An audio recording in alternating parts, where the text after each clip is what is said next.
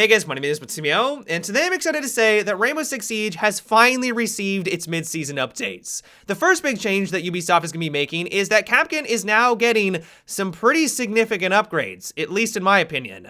The one big one is that he's no longer going to be a slow, clunky, 3 armor, 1 speed operator. They're now making him a 2 armor, 2 speed. This feels like something that should have happened a long time ago because it just fits the description of Kapkan. He was always meant to kind of roam around the map, place his traps in sneaky locations, and he's now going to have the stealth and speed to do that a lot more efficiently. The next big change that they're making to him is that he's now going to have 5 gadgets that he can scatter around the map, up from 3, and the gadget itself is no longer going to have the red laser sight that goes across the doorway, indicating that it is in said doorway. The only way that you're now going to know that his trap is in a specific location is if you physically see that gray box. Now, the caveat to this, to ensure that he doesn't become blatantly overpowered, is that he's no longer going to be able to take down an operator from 100% health. If an Ash charges on through, his trap is now going to do 60 damage instead of that full 100% damage. Now, I know that there are some people out there that are saying that all of these changes are actually a nerf to Kapkan, like the thing that made him unique was that one-shot potential, and while I can see where they're coming from,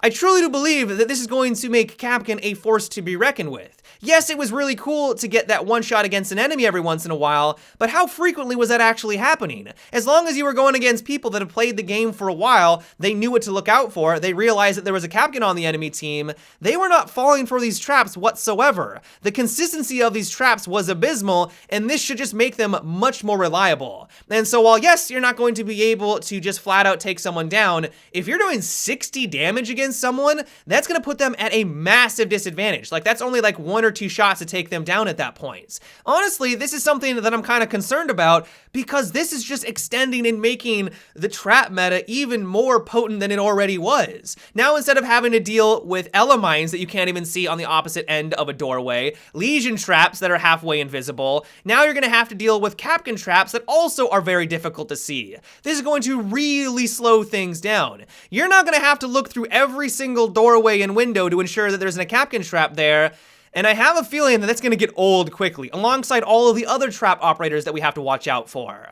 I like the fact that the gameplay has slowed down significantly with these most recent operators. It's nice that it isn't just Ash charging the objective at Mach 5, just run around like a maniac. Like, I like that the gameplay has kind of made it much more methodical and tactical. I think that was a nice step in the right direction, but I feel like they're pushing it a little bit too far into this trap meta. Like, every single doorway, everything we're going to have to watch out for, and I don't know if that's going to make for the most pleasant gameplay experience. All in all, though, I truly do believe that this is going to be a significant buff to Kapkan. The 2 armor, 2 speed alone is going to be phenomenal. This has been something that a lot of people have been waiting for a very long time now, and I also think his gadget is going to be a nightmare to deal with. You put all that together, he's going to be a really annoying operator to fight against. The next operator that's going to be receiving some loving is Blitz. He is now going to have the ability to sprint with his shield directly in front of him.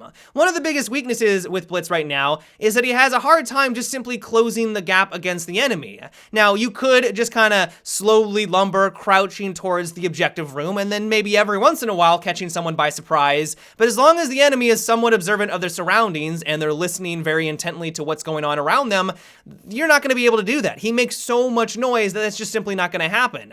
And so now that he's going to have the ability to sprint at you with his shield up, he's not going to be invincible while he does so. Like, you're still going to be able to shoot at his feet, but if he's already kind of closed the gap against you, and all of a sudden he just kind of charges at you really quickly and flashes you, you may not have enough time to react to that, and that might be the small little buff that he needs to be at least a bit more effective. I don't think this is all of a sudden going to make him a top-tier operator. I don't think that's going to happen whatsoever, but this might be the small upgrade that he needed to at least give him more of a presence in Rainbow Six Siege. Now, the one adjustment that I've been waiting for is that Ela is finally getting nerfed. No longer is she going to have access to 4 of her gadgets. They're dropping it down to 3, making it a lot more manageable to deal with that, but also they're increasing her recoil. Not only is she going to just have more recoil, but she's now going to reach her maximum recoil value, so it's going to start to kick a lot harder, faster. Now, I'm sure there's going to be some Ela mains out there that are going to be disappointed by this news, because why would you want your favorite operator to get nerfed?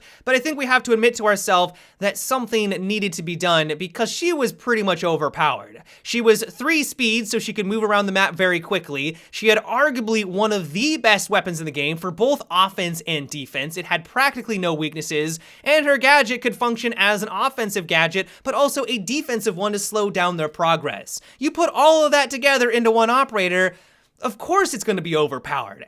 And so while I don't think that these changes are all of a sudden going to nerf her into oblivion, I'd be very surprised if she just falls off that dramatically in her pick rate. Hopefully she isn't the must pick that she is right now, and she is now more in line with all of the other operators in the game. The final thing that Ubisoft has been working on with this patch is that they've been making some improvements to the netcode. The one big takeaway that I'm seeing from this is that now if you have a more stable connection, you should have a better experience. One of the things that can be really frustrating in Rainbow Six Siege is that if you fight against someone who has an unstable connection or a really high ping, they can have those moments where they round the corner. I'm sure you guys have experienced this on numerous occasions. They round the corner and all of a sudden they take you down instantaneously. Like maybe you saw their left shoulder, you hardly even saw their face, but you got taken out. It looks like they had inhuman reaction time. Then when you watch the kill cam though, on their side of things, they walked in the doorway, they looked into the room for a good second, 2 seconds, they lined it up and took you down. That's incredibly frustrating when that happens, and that's because of their unstable connection and their high ping.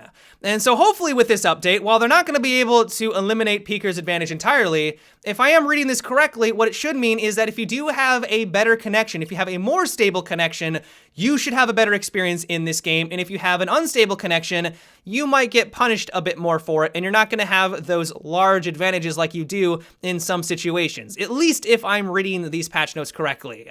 But yeah, guys, that is about it for today's little update video. I hope you enjoyed. Let me know what you thought about these patch notes. Are you excited about the Ela changes? Do you think that they didn't go far enough? Are you looking forward to the Kapkan buff? Let me know down below in the comment section. But yeah, guys, until tomorrow, have a good one and take it easy.